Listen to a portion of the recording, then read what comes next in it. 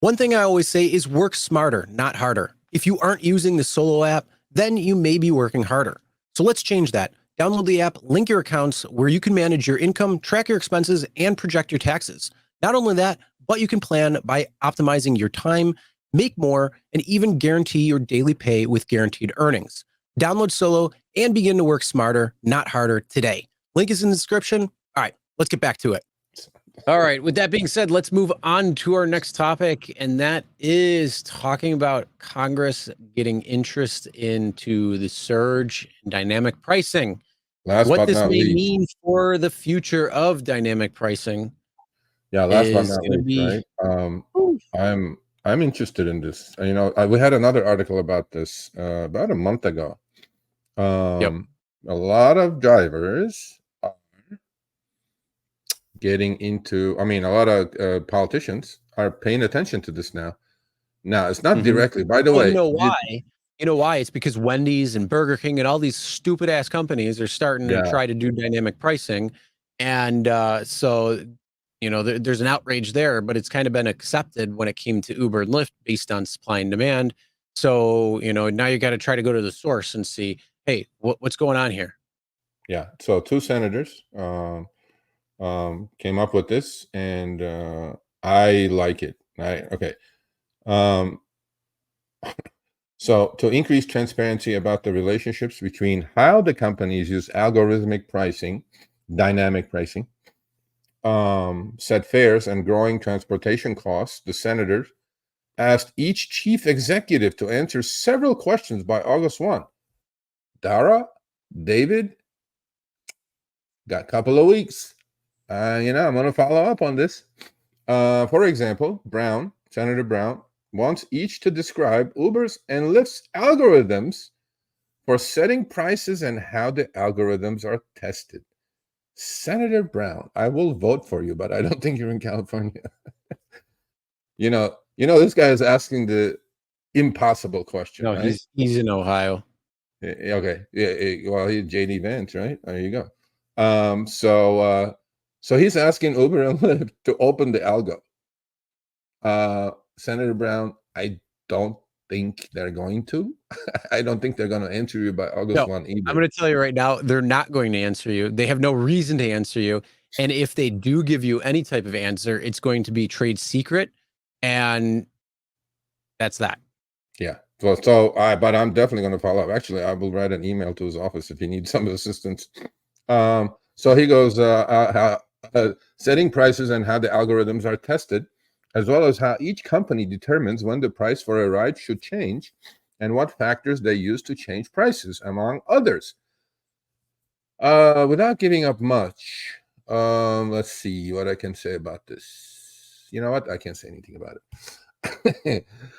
I can. So I demand. I can't. I refuse. I can't. So to better understand how corporations like Uber, Lyft use technology to increase prices, the public needs clarity or how they deploy pricing algorithms to use consumer data and on how these algorithms are affecting American consumers' wallets. My hat's off to you, sir. Okay? I will definitely work with you if you're interested, because I have a lot on this. Okay? We have this on the driver's side covered. Really covered so well.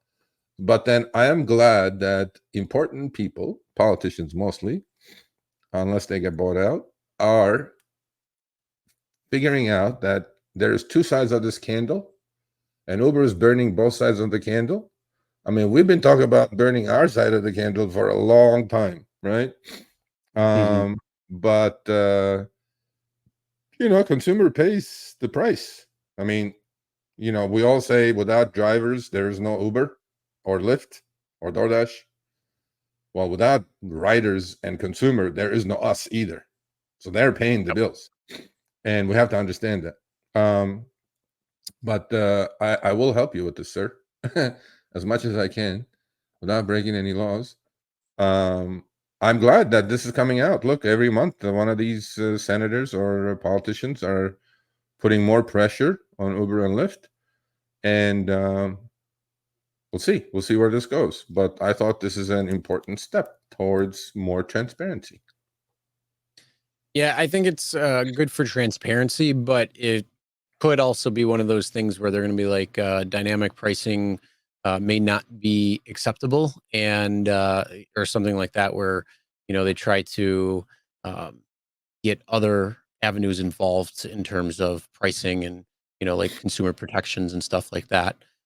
So I mean, if we don't get surge pricing, and a lot of people haven't really much in a while, but that's like the cherry on top when you are able to get it, so you can actually make extra bank, and hopefully you're using it to your advantage when you're able to get the surge pricing. But that's the only thing that worries me is, if they're going to look into it, see what happens. I mean, how is this going to affect us as drivers? That's my biggest worry. Is this going to Well, affect us negatively? I mean, we talked about that, right? There's information we cannot talk about now, but we know what's up. But then we know that, well, it's not giving up anything. We all know here and later that the rider gets charged by the multiplier still, and the driver gets the pennies on the sticky search. So that's where we are. All right, thanks for watching. That short little clip was from our live stream, Show Me the Money Club with Sergio and myself, Tuesdays, 6 p.m. Eastern, 3 p.m. Pacific. Make sure you subscribe, turn on all notifications so you'll be notified when we go live, as well as all of our awesome content. Make sure to check out this video right here, which will take you to the entire live stream, or check out this video right there. All right, drive smart, everyone.